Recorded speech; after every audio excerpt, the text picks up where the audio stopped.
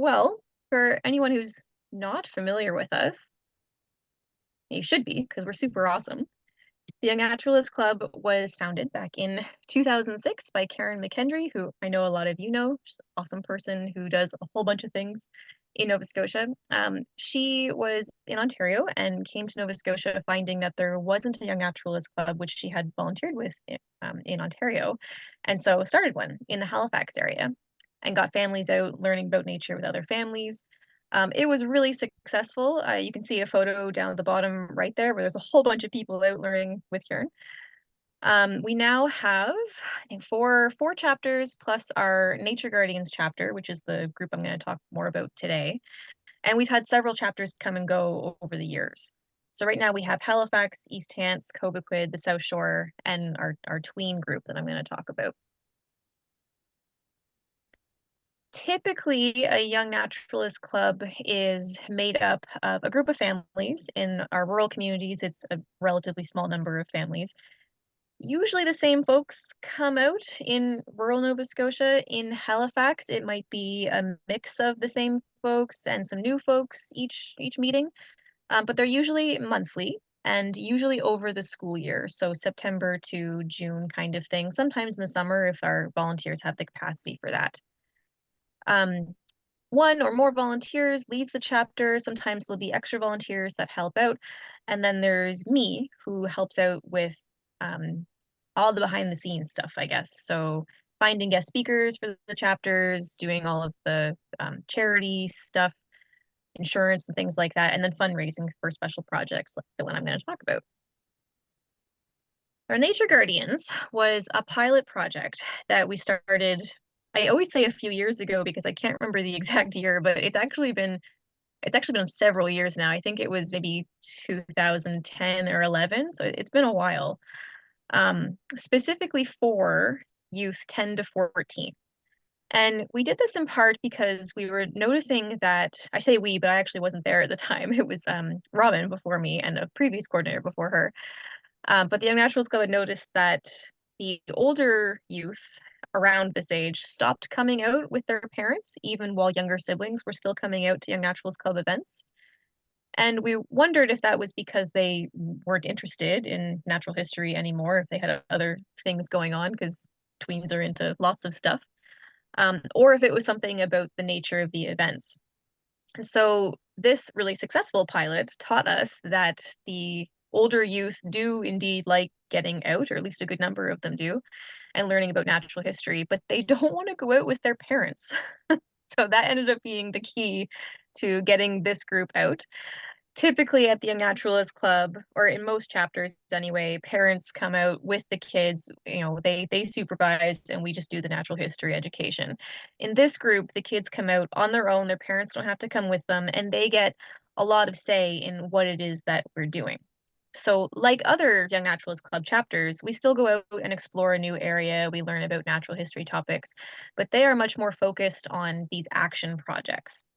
So they're doing stuff, usually conservation projects. So things like these naturalization gardens. You can see we have we'll almost have a bat box in the picture. There's the post for the bat box plus a small naturalization garden just starting at the base of it. Bird surveys, water quality monitoring. We've done a lot of different things. More recently, we have gotten into public education. So taking the things that the kids are working on and turning them into science and nature communication projects. And you can see one example of that in the bottom left, where we've just last 2 years ago put up a sign at Shuby Park talking about water quality and the need for vegetated buffers on freshwater lakes. So I love this group. Part of my job is to coordinate this chapter. And the reason for that is because this program is pretty time intensive. There's a lot of planning and organizing that goes into this, whereas the typical chapter model can be run with a couple volunteers where they're just going out monthly kind of thing. Not that they don't put a whole lot of work into what they're doing, but this is a staff role. So this trip that we took came about for a couple reasons. Well, one was that the kids had been talking about going on more overnight trips for a while. They were already very outdoorsy kids before even coming to the Young Naturalist Club. That's common in our community. and they wanted to go camping together. They wanted to do overnight things, and they wanted to go outside of our own community. The nature guardians are focused on HRM, and while we do move around quite a bit within there to do our different projects, they wanted to go somewhere fun and new to them. So my background is plants, and I had wanted to do a trip for Atlantic coastal plain flora for the kids for a while. And 2019, 2020 were kind of the years where I was getting to the edge of what's commonly called the early career period for a lot of grants, and I wasn't going to be eligible anymore. So that was the year that I was applying for a lot of those early career grants, and I was really lucky to get one from National Geographic. Nature Canada also supported the project both years. They typically support the entire Young Naturalist Club program, and they were really keen to get us out, especially in areas where we had access to national wildlife areas, because that's a federal priority for them. So they were a big supporter as well. And then we were also super lucky in our last year to get support from the Habitat Conservation Fund as well. But that National Geographic grant was really the grant that allowed us to run this as a pilot, because it was quite large. They gave us it was a little bit over $11,000. So we had really good food for that trip.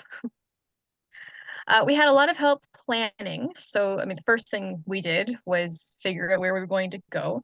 And like all of our other Nature Guardians projects, the kids had a lot of say in that. So we talked about the kinds of things that they wanted to see and do.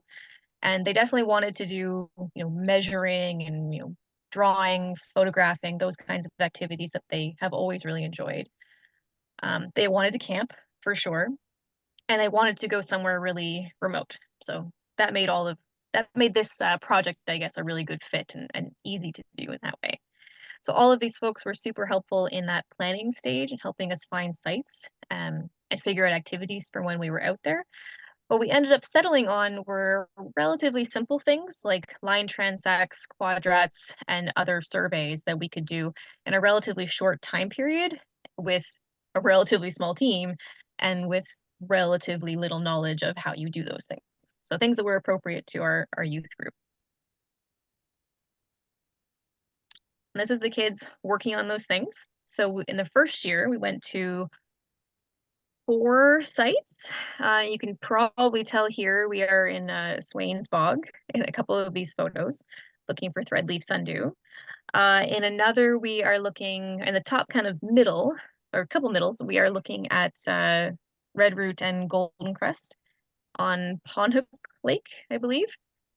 And in another, we are at Keji doing quadrat surveys at the bottom kind of middle.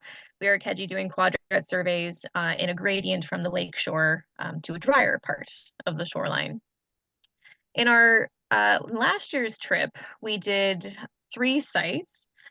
These included, and then the additional one from 2021, I'm forgetting now, but it was a swamp anyway, and I should have put photos in here so I would remember what it was, but I'm sure it was great. You can see some of the things we're doing here. So there are some notes from our transect survey. If you look at the top right, you can see one of the nature guardians has outlined along a line that they walked where they found threadleaf sundew and how many they found. And they've illustrated I guess, I don't know what you would call it here, like propagule pressure maybe, or just simply the number of plants that they found along that line with these circles. And then they've also drawn the different species of sundew that we talked about during that trip. In the bottom middle, you can see a drawing of some of the quadrats we were doing, and that gradient indicated by the squiggly line on the far side indicates the water. So there's the A and B quadrats there in the drier and wet part. And I assume that they were about to label this before I took the photo. So this is really typical of what we do in the Young Naturalist Club in general, I suppose. We take, notes, we use tools to expand our observations. We took that really, really far with this trip with the Nature Guardians. They spent so much time filling up entire notebooks about what we found, and it was super, super fun. We asked them throughout the trip, I and our guides, what they thought we should communicate about the things they were learning to the public, trying to pull that, science communication and public education piece into what we were doing. And so the things they came up with were things like, do they even know what these species are, first of all? Because Atlantic coastal plain flora, I know in your guys' community are probably well known, but for a lot of folks, including their parents, they maybe have never heard about them. They thought that that was important. They thought that people should know that they're at risk and that there's different kinds of listing for species at risk. There's federal and provincial, and then there's, you know, kind of in between. And they wanted people to know what they could do to help. So part of that became teaching people to identify these plants, or at least a good number of them, or the ones that are easily identified because it's geared towards kids, this project that they were working on, and how they could help conserve them. So learning to ID them and then potentially report them, and what avenues do people have available to do that. So when we got back, we were out there for that first year, 4 days, 3 nights, and last year just 3 days. We compiled our notes. We drafted the outline of a book in the first year that I think originally we called The Guide to Strange Plants or something like that, which eventually became The Kid's Guide to Weird Plants of the Atlantic Coastal Plain.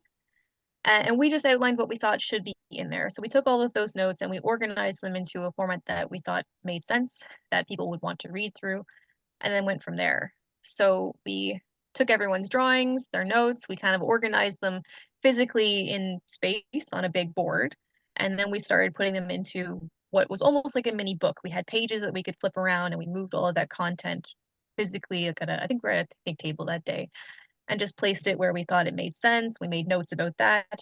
I took that back, created an initial very rough book draft, brought that to our second meeting, and then the kids edited that, and then we took that back, and it's now available online and in print. And I'll show folks the book when I get out of here. What worked well and what didn't. So we were really, really lucky both years to have a lot of help, both in planning for the trip, securing places to stay, and all the nitty gritty that you need to figure out for an organized trip like that.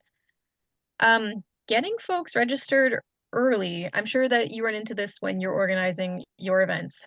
For kids, there's so much competition for youth activities, especially in the summertime, that if you don't have them booked in early, you risk losing those participants. And so for us, where the nature guardians are typically the same youth throughout the year, we want to make sure that all of those regular kids had the opportunity to come on this trip if they wanted. So in the first year where we had a lot more resources, we were able to do that. In the second year, we didn't.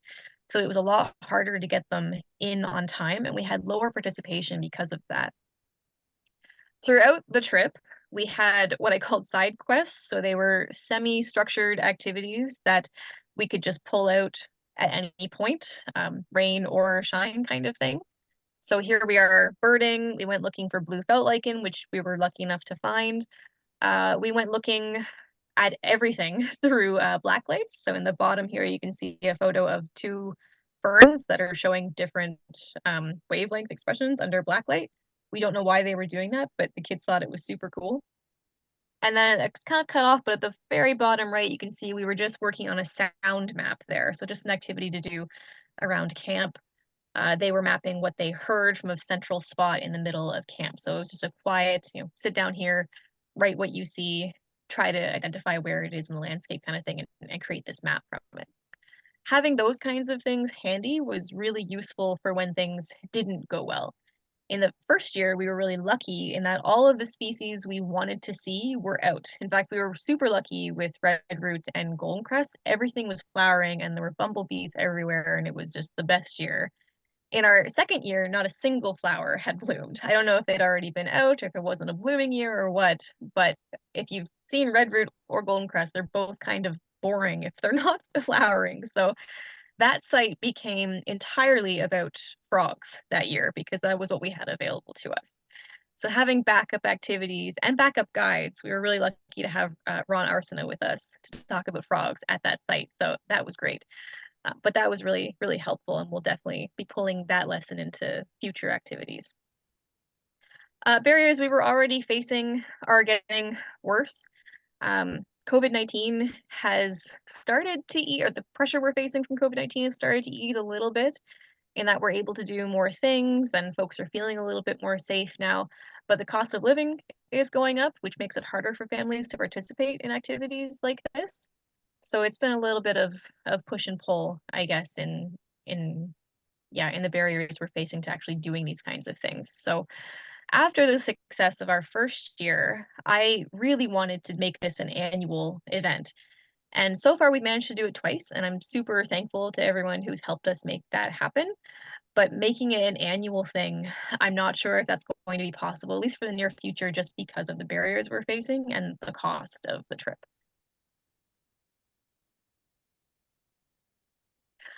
Before I get into general youth engagement and lessons we've learned at other Young Natural School events, does anyone want to ask questions about that project?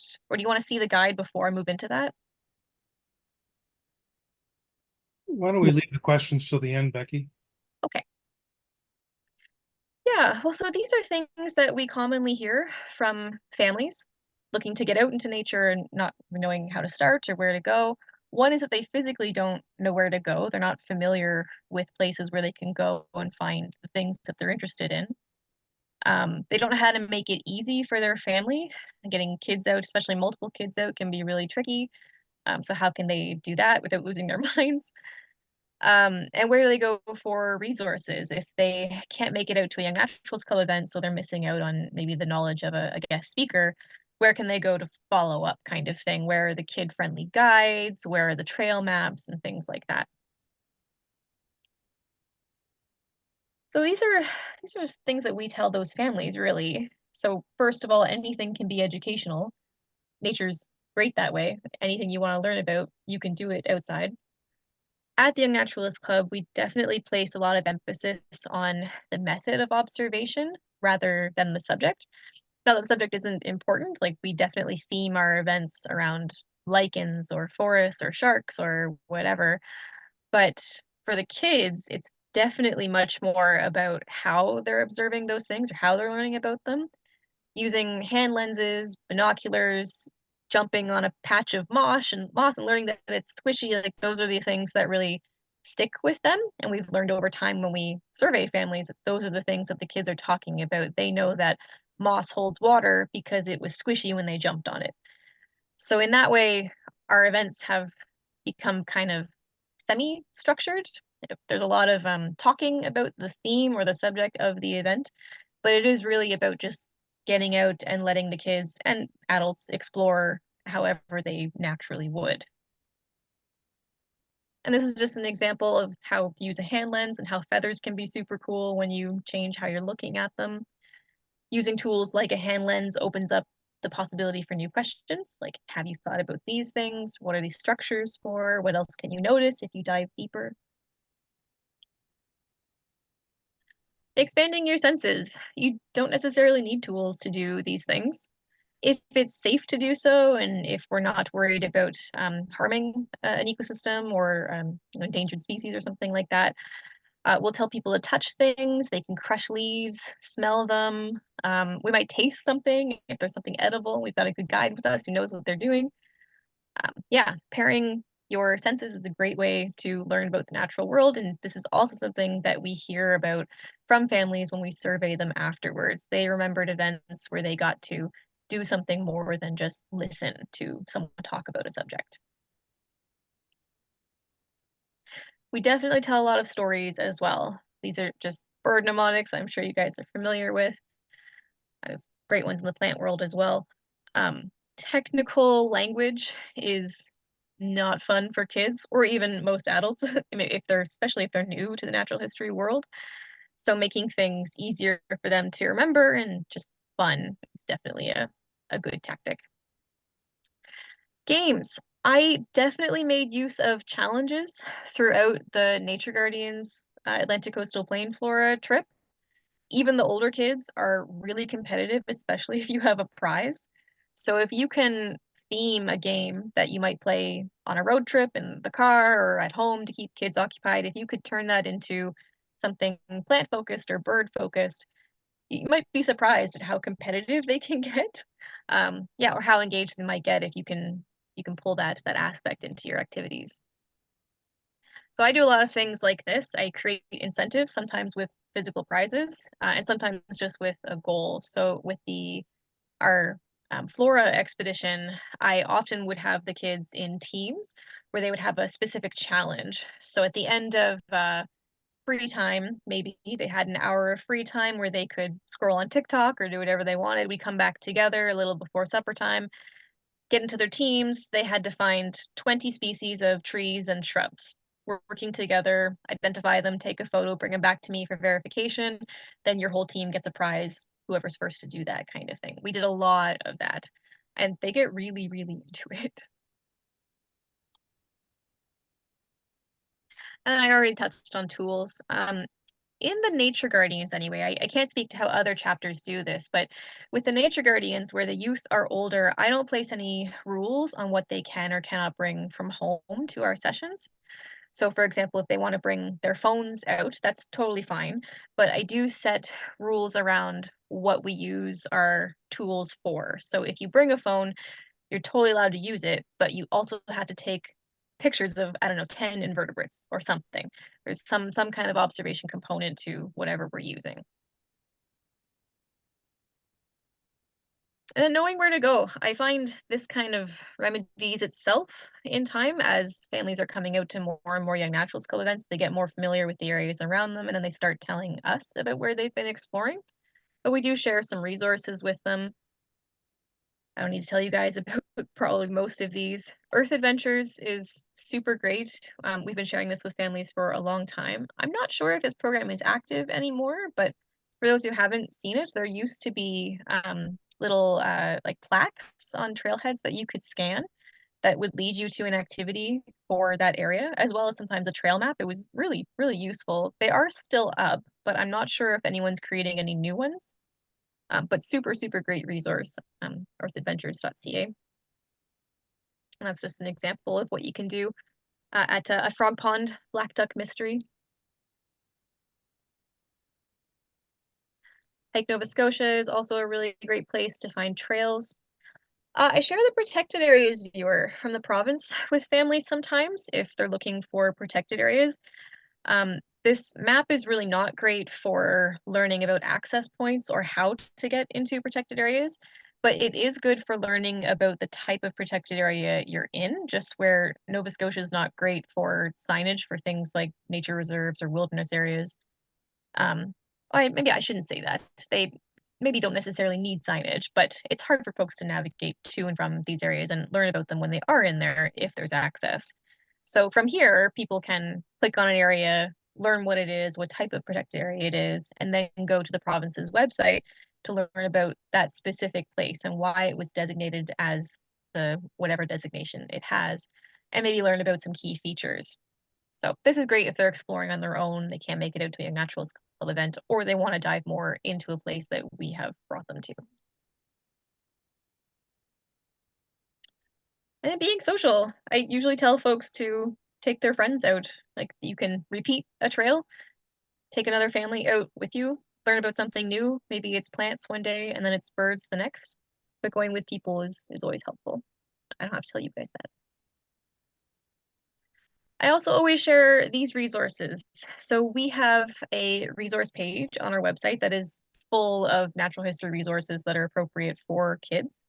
It's so big actually that it's a little bit difficult to navigate, but it does exist. When I'm sharing information about other natural history societies, I tend to send folks to Facebook, just where that seems to be where a lot of our grown-up sister societies are more active, or where there's information about events, or where, importantly, I think for the adults, where they can go and get information about species ID. That seems to be where the adults in the young natural history community are coming into the grown-up natural history world if they are making that transition. They want to know about something they saw in their yard and they're looking for an online place to do that. And then they find out about events or other things from these other societies.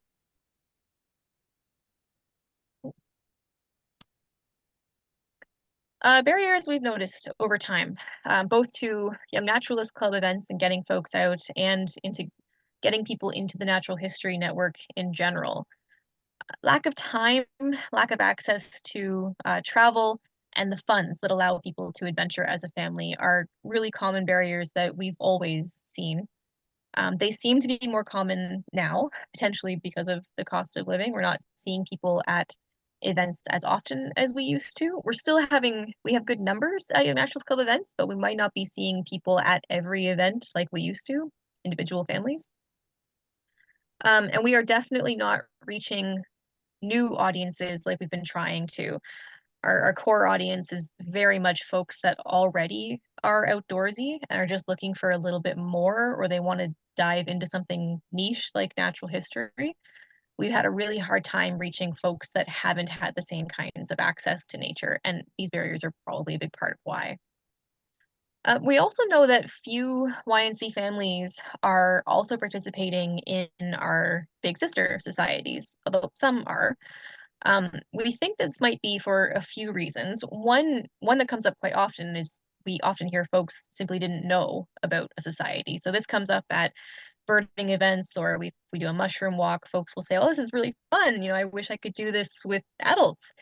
And we say, "Oh, you can. There's this group." And then we send them to Facebook typically, and they had no idea that that group existed. We hear that quite a bit. Or it might be that they had heard about the group, but they hadn't gone out to a meeting because they didn't know anyone, or there wasn't that kind of easy community connection, like maybe there is with bringing a new family into the Young Naturalist Club, where they just kind of come with their friends. Access to events typically requires membership. It does with us as well, but we have a very lax policy on enforcing membership. Folks can just come out, and that's not a problem.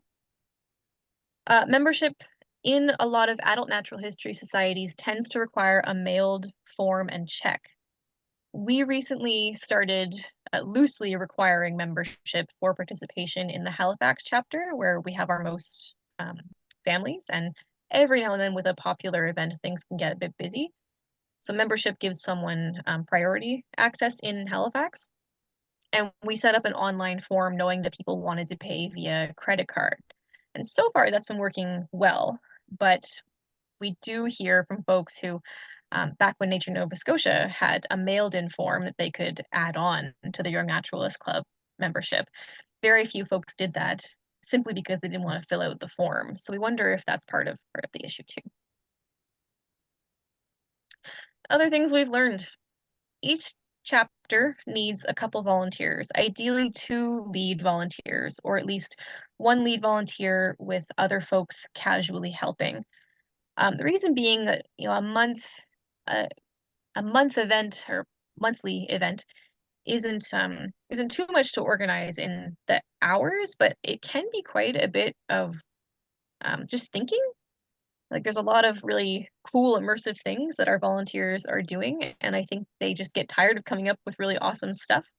So what's worked well is when chapters have been able to go back and forth. Maybe one volunteer plans one month, and the next volunteer plans the next month. They might all go to the event, but the leadership role really falls on that whoever is leading that event for that month. Being flexible is also really important. Funding. Funding is getting trickier and trickier to find. As our volunteers. Funding for traditional nature education, so just kind of getting out there and talking to folks, has been on the decline for years. Funding for projects like the Nature Guardians are doing, however, seems to be fairly steady. So it's easy enough to get funding for, I guess what I would call a stewardship project, doing a physical thing, putting plants in the ground or a sign up. Potentially in part because funders like to put logos and their names on things, so that might be part of why we're still accessing that. But just funding for just getting folks out there for materials or busing or staffing, especially to do the organizing work, that's been declining for quite a long time. The volunteerism is down. I probably don't have to talk to you guys about this either, but we suspect that part of the reason volunteerism is down is because a lot of our traditional volunteers who come from our adult natural history societies, they're retiring, they're moving on, they're doing less over time. And so we're losing those people who typically would fill the role of guest speaker, if not also chapter leader. But a lot of our younger folks are stepping away as well. They're just busy. They've got kids and work, sometimes multiple jobs. It might be that cost of living factor again. So staffing is definitely necessary for our bigger projects. The Young Naturalist Club core chapter model could probably operate without any staff support. There'd be less funding for cool things, but it's getting out once a month and folks can do that.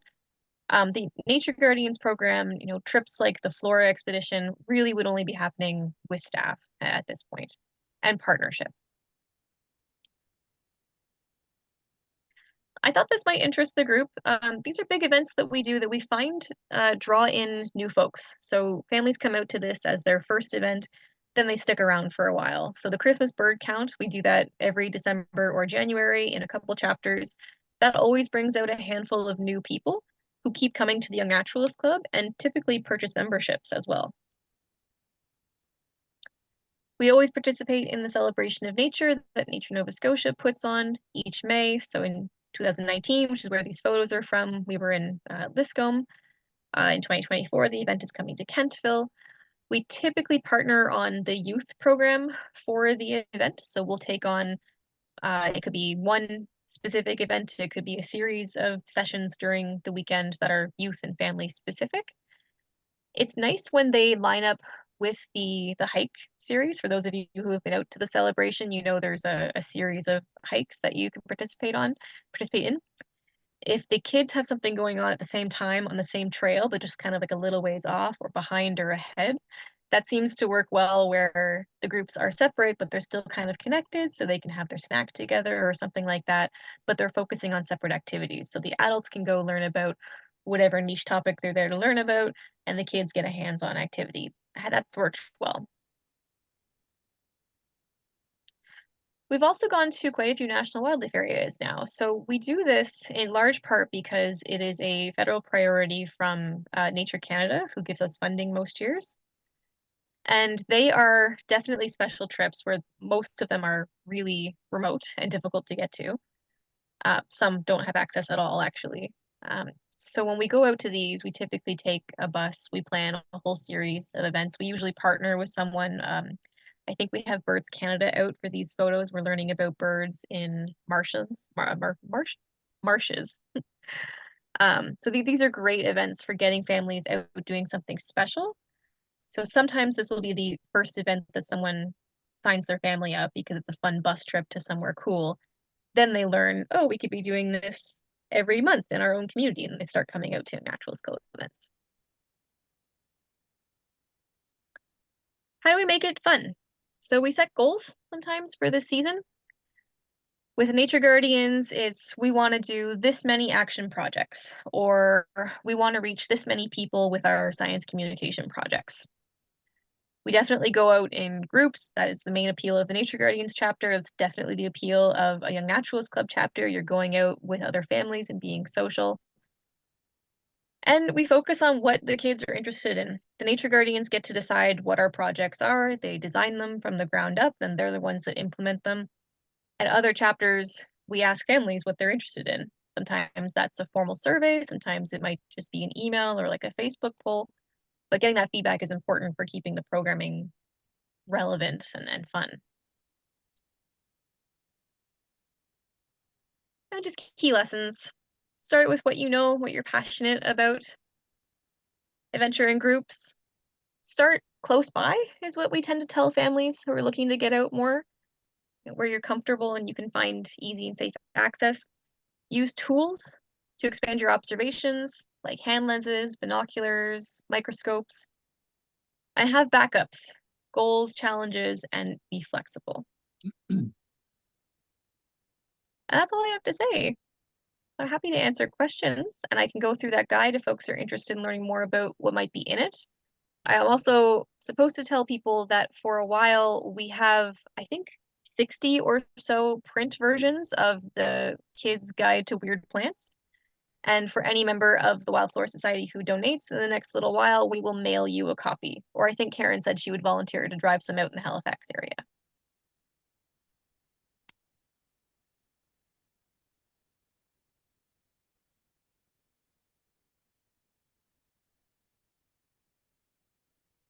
That was fantastic, Becky.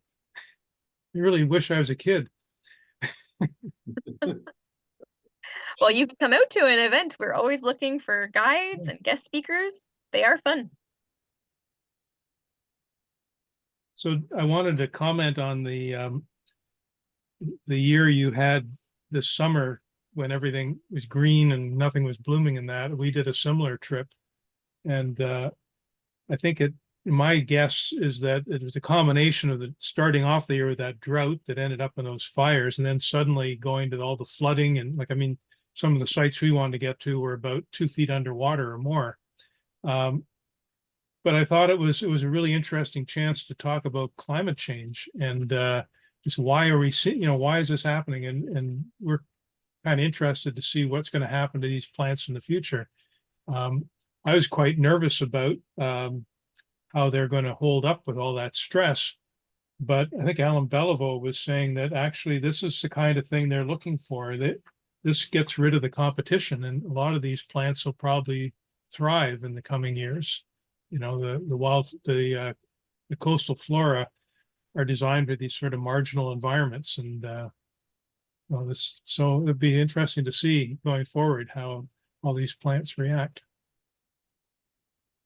Yeah, it made for great conversation about disturbance regimes, which was obviously something that we focused on in that trip. Just talking about, what happens if you clear this with ice heaving, or what happens if this whole thing dries out. Like Mm. that first year was really great for talking about how ecosystems change, especially at that site. The second year, last year, where we had nothing flowering, was not as much.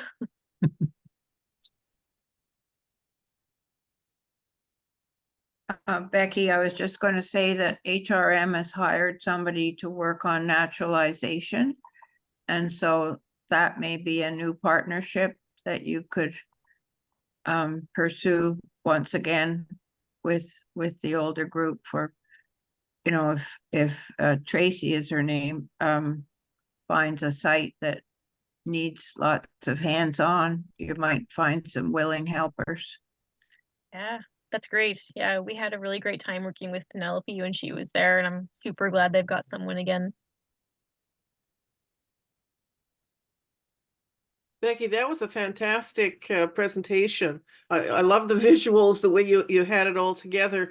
Is it possible to see the guide, a few pages of the guide? And Yeah. who does the designing of these presentations in the guide? Well, I would like to take credit because I guess I was the one compiling things, but I had some pretty mean editors, to be honest. The kids had strong feedback. Very, very, very necessary to have that, frankly.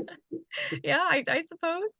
Yeah, so this is the guide. If you go to one of our booths, every now and then we're at a farmer's market or places like that selling the guide, this is what you're looking for. Mhm. Um, it starts off with just a really broad introduction to the Atlantic coastal plain in physical space, as well as the flora and what they are, why they're called that. So that's one of the first pages there.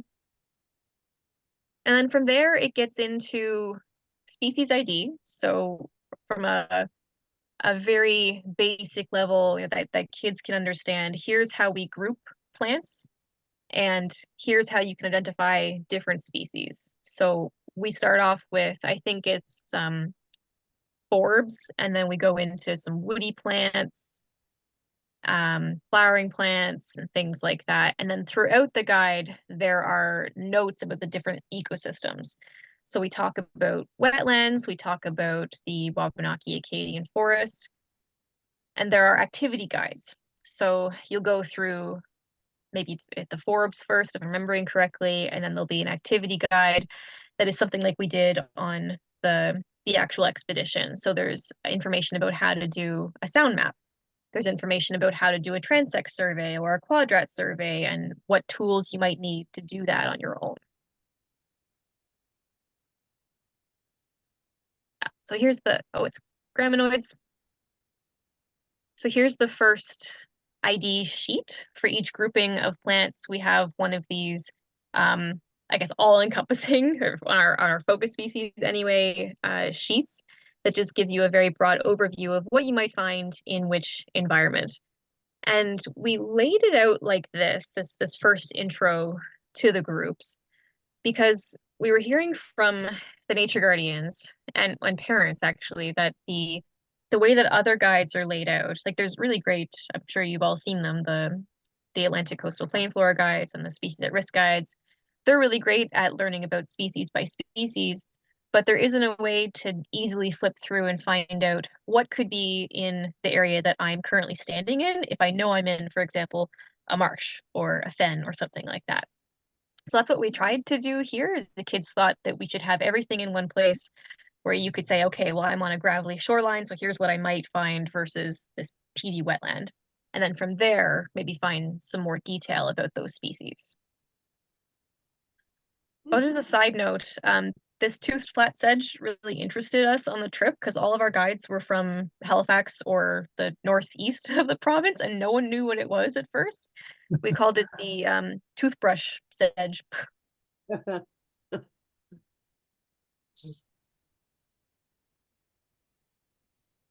Yeah, so there's an activity idea. The kids' drawings are stippled throughout the guide. Sometimes they're whole pages, sometimes they're just kind of tucked into a corner. Poor Emma Balking here is one of our wonderful guides. She ended up on a lot of pages. It's an activity idea to use a black light. And there's another one of the intro guides, Forbes. Information about quadrat surveys.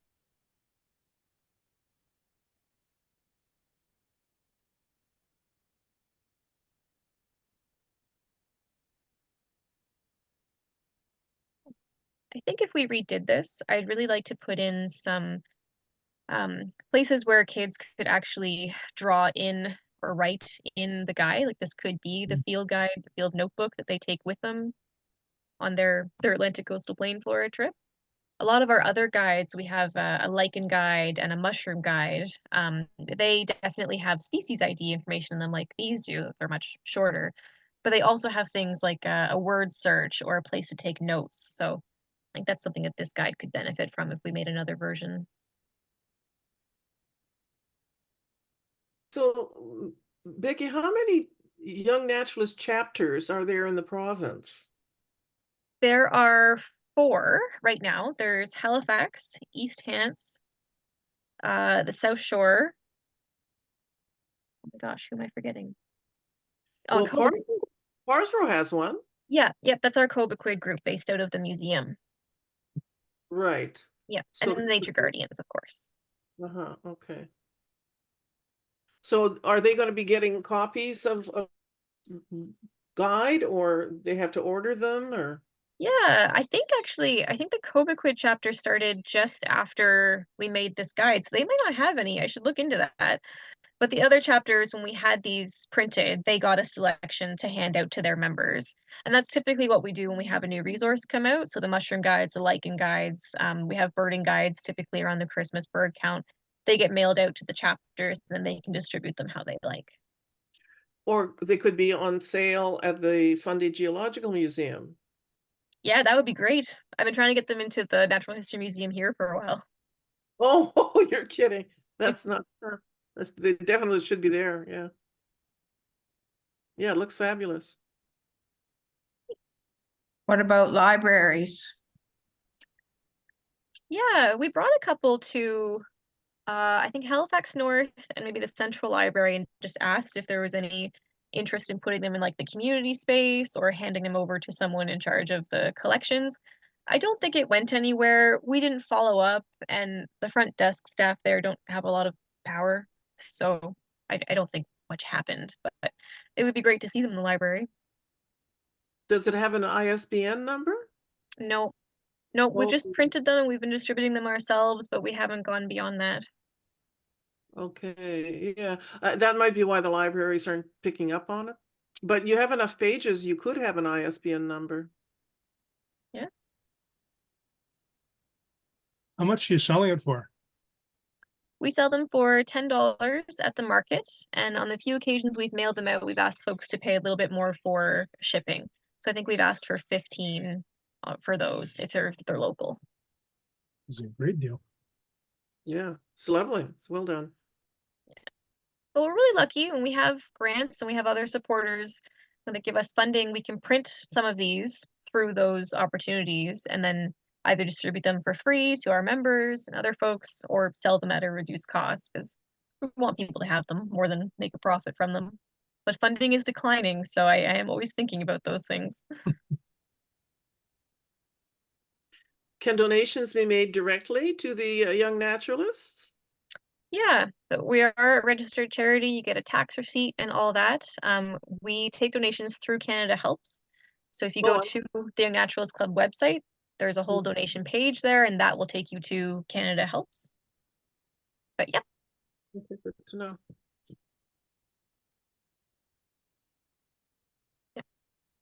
I can actually show folks on my screen here. If you're at the YNC's website. That's our main page. And then we've got all of these links up here. You can learn all about the club. You can also learn about each of the chapters on the website, how we work, our board, and all that. Who's been supporting us, our networks. Oh, and then our support page. Our support page is hidden. Oh my goodness. Well, isn't this why you need staff to fix website issues? I'm There. glad I missed. Yeah. The link at the very bottom for the support page is working. I'll have to figure out why the top one is hidden. Oh. But anyway, how to support the YNC. We'll go through a couple different options for support here. There's two funds. We have a regular programming fund and an endowment fund. The endowment fund ideally stays in our bank, hopefully to be invested at some point to give the club more security. We take donations to either fund, and both are very much appreciated. And donations get you something in the mail as well.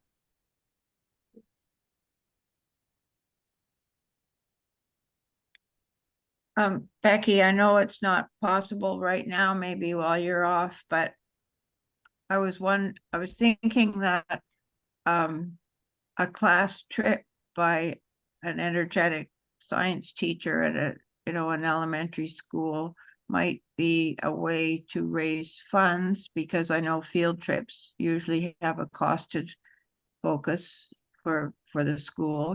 They're willing to do that and rent the bus and whatever.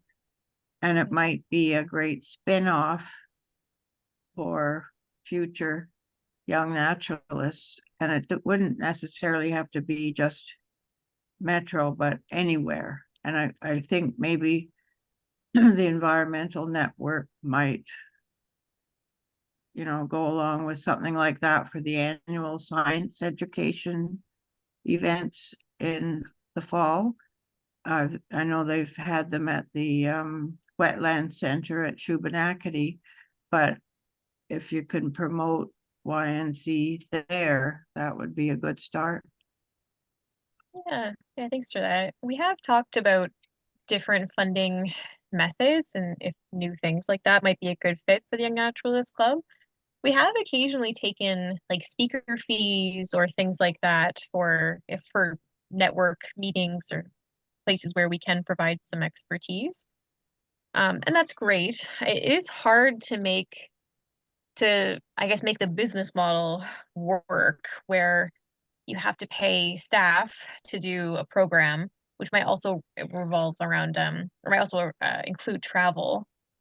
And then we have to factor in material costs if we're bringing out resources, which teachers tend to want. To get them out somewhere, teachers tend to need busing, so they've got to take care of that on their end. It ends up being almost its own education program. Like that, and then we get into formal education. So when we've talked about that before at board meetings, we usually end up talking about what is and isn't mission drift, who it is that we're serving, and how to bring in funds at the same time, I guess. So we have talked about that, and it hasn't happened yet, but it's not to say that it couldn't. Well, you said that there's grants for young scientists or young science educators, that sort of thing. And you could perhaps tie that together with, you know, a focus grant application to ramp up some activities in schools, because I don't think they're getting much outdoor education of much quality. Yeah, and we do hear from teachers that there isn't a lot out there for nature or for natural history education, which is really too bad. I've been wondering if there's a place for Nature Nova Scotia in that, where well, this year we've been really lucky to share our Young Naturalist Club coordinator part-time with Nature Nova Scotia. So Julie, who some of you might know, has been doing some outreach and education work with Nature Nova Scotia, mostly around social media and presentations and stuff, but also doing some work for the Young Naturalist Club. And that partnership has worked out quite well. And as you said, there's typically grants for bringing on, especially younger staff, to do those kinds of short-term projects. So I wonder if there's something there, but I also wonder if it's bigger than just the Young Naturalist Club, because the Young Naturalist Club serves families in a casual weekend setting, but Nature Nova Scotia serves Nova Scotia for all things nature. So I wonder if it's a discussion that other societies might benefit from as well. Like how can we get formal education and the Natural History Network more connected?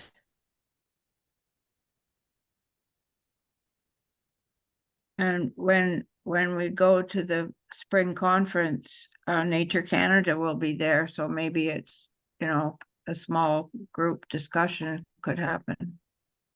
I hope so. I'll be there for the banquet and I'll definitely be shooting out all of these things. Great.